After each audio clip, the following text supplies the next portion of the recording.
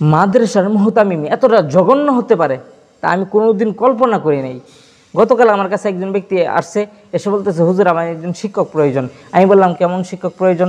সে বলতেছিল, হুজুর এই কালেকশন করতে পারবে, মানুষের সাথে কথা বলতে পারবে, আর পড়াইতে পারবে, আর এমন একটা ভাব নিয়ে থাকবে সবাই দেখে তাকে ভয় পাইবে, ছাত্ররা, গার্জেনরা সবাই এমন। তো আমি তাকে দুইজন শিক্ষকের কথা বলেছি, অ্যাড্রেস তাকে দিয়েছি। তো সে আজকে সকালে হঠাৎ ফোন দিয়ে বলতেছে যে, হুজুর আমার মাদ্রাসায় এখানে এমন একজন শিক্ষক প্রয়োজন, সে যে শিক্ষক থাকবে সে দুনিয়ার অন্য কোনো কাজ করতে পারবে না, অর্থাৎ অন্য কোনো কাজ না জানুক, শুধু মাদ্রাসায় পড়াইতে পারবে আর কালেকশন, এই দুইটা জিনিস যদি থাকে তাহলে এমন একজন শিক্ষক আমার প্রয়োজন বেশি। মানে সে দুনিয়ার অন্য কোনো কাজ কি করতে পারবে না, অর্থাৎ যে সমস্ত শিক্ষকরা দুনিয়ার অন্য কোনো কাজ না জানে এমন একজন শিক্ষক আমাকে দেন। এখন চিন্তা করেন এই মাদ্রাসার মুহতামিম কোন পর্যায়ের, মানে কোন লেভেলের, সে আসলে কি চাই? সে চাই সে সোফার ওপর বসে থাকবে আর অন্য হুজুরদেরকে খাটিয়ে সে সোফার উপরে বসে বসে আরাম করে খাবে। এই সমস্ত এরা হচ্ছে ধান্দাবাজ, এই সমস্ত মুহতামিমরা।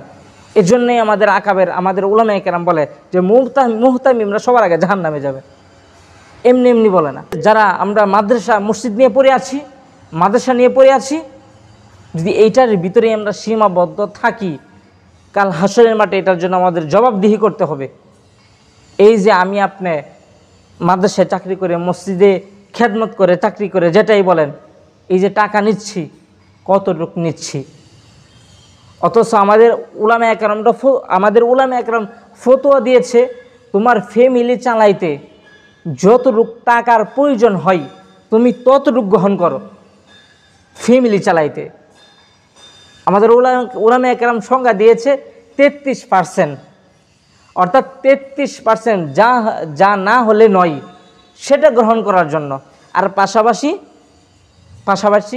একটা ব্যবসা প্রতিষ্ঠান, যাই করি আমরা, একটা কিছু দাঁড় করানোর জন্য, দুনিয়াতে থাকার জন্য, দুনিয়াতে চলার জন্য, দুনিয়াতে যেন একটু ভালোভাবে থাকতে পারি, সেটার জন্য।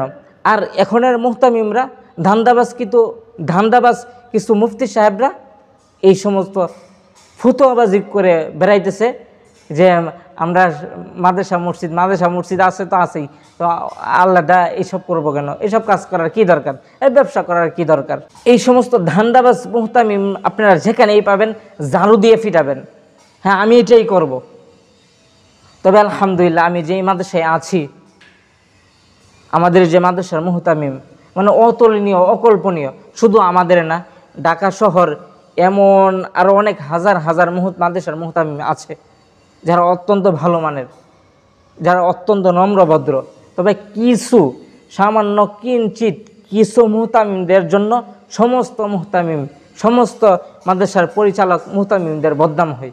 আপনারা যারা উস্তাদ আছেন যেই সমস্ত মাদ্রাসায়, আপনার মুহতামিম যদি এমন হয়, চোখে চোখ রেখে কথা বলবেন, কারো পরোয়া করবেন না, চোখে চোখ রেখে কথা বলবেন, এতে আপনি বদদোয়া পাবেন না। দিনের জন্য কাজ করবেন, এখলাস নিয়ে কাজ করবেন। যেই সমস্ত মুহতামিমরা এই সমস্ত কাজ করে, এদের বিরুদ্ধে কোনো এখলাস নাই, এদের ভিতরে কোনো এখলাস নাই, এরা শুধু ধান্দাবাজ, সারাদিন ধান্দা নিয়ে করে। তো আল্লাহ তাআলা এই সমস্ত মুহতামিমদের কাছ থেকে আমাদেরকে হেফাজত করেন।